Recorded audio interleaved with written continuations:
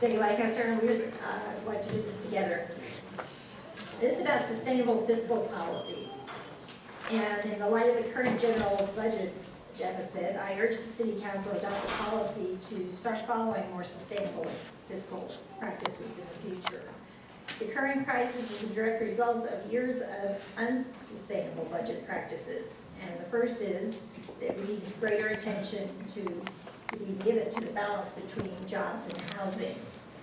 As you can see from this chart from the Otay Valley Watershed Plan, the city of Chula Vista, in its rush to develop the Eastern Territories, permitted the construction of 15% more houses, but only 5% more jobs, income producing commercial and industrial projects. Now we're suffering from the consequences of this unsustainable growth policy. Not only are we a bedroom community with most people commuting to work by car, but we do not have the money to provide the services all these residents are demanding. Residential typically provides about 14% less income than it requires. Throughout the years, developments in the East have been required to provide PFFPs, public facilities financing plans. And if past councils had paid attention to these documents, they would have seen that actually in the documents it showed that after 10 years, 5 years or so, the housing development simply would not pay for their service needs. This is now becoming clearer. We need to take action to make sure it does not continue happening. Number two, we have had an overdependence of unsustainable development fees. Development fees by law can only be spent on what they're collected for and should be confined to the project that they were collected for. The city has had the practice of putting all their fees in one big pot and then spending without direct correspondence between fees collected and needed facilities.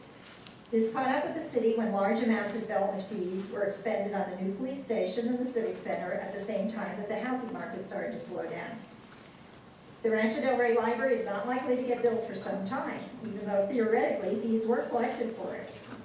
But this problem could be avoided by focusing on needed services and facilities first, instead of considering all income available for any desired use, as was apparently done in the past.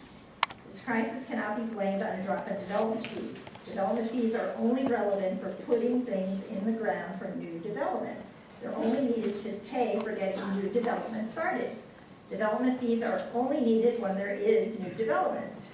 They were never intended to be a continuous source of income to provide ongoing services and maintenance, or whatever else the council desired. The city started deficit spending in 2004 or 2005 when they started to use reserves to make up for the difference in expenditures that they just had to make and revenue. The city needs to start relying on dependable, sustainable revenue streams. And lastly, the fiscal irresponsibility of building housing in redevelopment areas. In redevelopment areas, all increases in property tax go to the redevelopment agency as tax increment. By law, this money cannot be spent on any general fund expense. When residential housing is built in a redevelopment area, even if development fees are high enough to get the project built with adequate facilities and services, there is zero new money to provide ongoing fire, police, library, parks, recreation, and other general fund services to those homes for the years they are in a redevelopment area. Instead of a 14% deficit, there's a 100% deficit. On top of this, the Educational Revenue Augmentation Fund, the ERAF, requires the city and county to take money from other tax revenues to reimburse the schools the difference between the 20% or less they get from the redevelopment agency and the 55% that they are legally entitled to. Financially, the city uses a lot of money on these residents in redevelopment areas. Commercial and industrial properties in redevelopment areas also do not pay added property taxes to the city, but they usually demand way less services than residential, and they provide other taxes like sales tax, pot, business license fees. So sometimes cities even gain there. Except, of course, they also have to continue the mandatory payments to the ERAF, which gets 14% of all property tax money now, and leaves the city with only 14.7%, when in the past, the city has gotten up to 18% in property tax. When cities wrote the result is higher crime rates and higher taxes. No one wants cuts in services that will compromise our public safety and the quality of life.